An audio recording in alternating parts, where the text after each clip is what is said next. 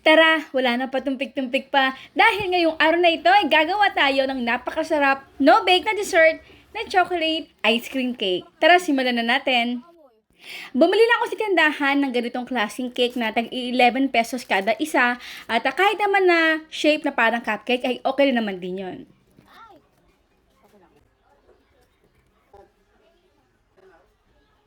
So, ang next natin na gagawin ay hihiwain lang natin ito sa gitna. Gumamit lang ako dito ng oval shape na container. Ito ay eksakto nakagawa tayo ng 3 piraso. Pero guys, kung ano lang available na meron kayo, ay okay na naman din yon. So, ilapit lang natin yung pinakakalahati na hiniwan natin dito sa cake. Then, syempre may mga puwang-puwang pa yan. So, pag ano lang natin, i-adjust lang natin ng bahagya. Sa this side, habang gumagawa naman tayo ng ating ice cream. Again guys, ito yung ating measurement ay talaga namang eksaktong-eksakto na. So sa isang bowl, ayan, nilagay ko muna dito yung ating 250 ml ng all-purpose cream at ng ating condensed milk. Again, sa tamis guys, ay tikman nyo muna kung okay na sa inyo. Kung gusto nyo pa mas matimis pa, ay dagdagan nyo na ng konti. So i-whip lang ito hanggang sa maging medium peak. Mas maganda kung ang ating all-purpose cream at condensed milk ay napanabig na natin overnight bago natin ito i-whip. Then kapag tapos na natin ito na mahalo, ay ilagay mo muna natin ito sa ref habang nagpe-prepare naman tayo ng ating chocolate sauce.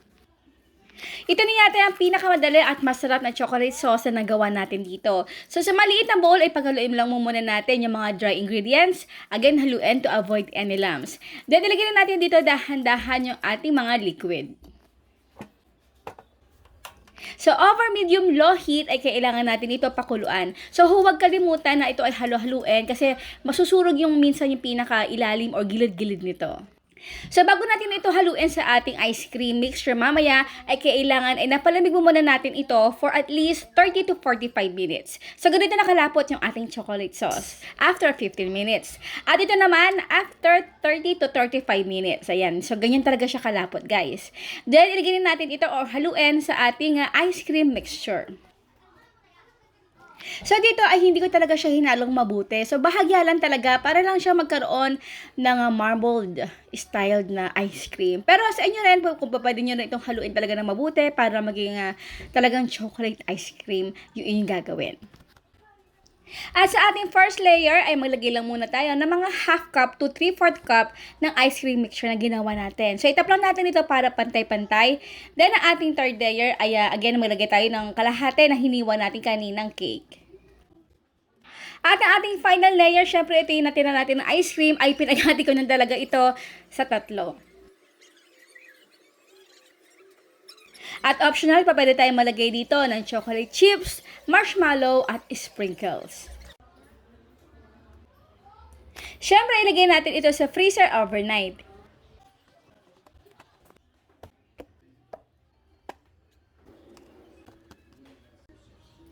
And now is done, our no-bake, no-oven na ice cream cake. Aba, syempre, ito hindi mawawala. Ang tanong ni Mama Shirley, nakailang layer tayo ng ice cream dito sa palagay ng ating napakasarap na summer dessert? Ang inyong sagot, syempre, sa comment box section. Tara na guys, kain po tayo. Ako guys, napakasarap talaga nito, promise. At hindi kayo magsasawang paulit-ulitin itong gawin dahil alam ko na wala pang 24 hours. Nako, ubos na talaga ito. So dito pa pwede rin tayo gumawa or maglagay pa ng mga ibang flavorings katulad ng ube. Yung nabibili na natin sa palengke. Pwede nyo ito ilagay kahit hindi na kayo gumawa ng chocolate sauce. Malagay na lang tayo ng ube flavor or na kahit anong flavor na gusto niyo katulad ng graham. O, diba? Napakasarap. So, ayan po guys. Maraming po salamat sa inyo lahat ng ating outro. Keep safe, be healthy, and be happy. Bye!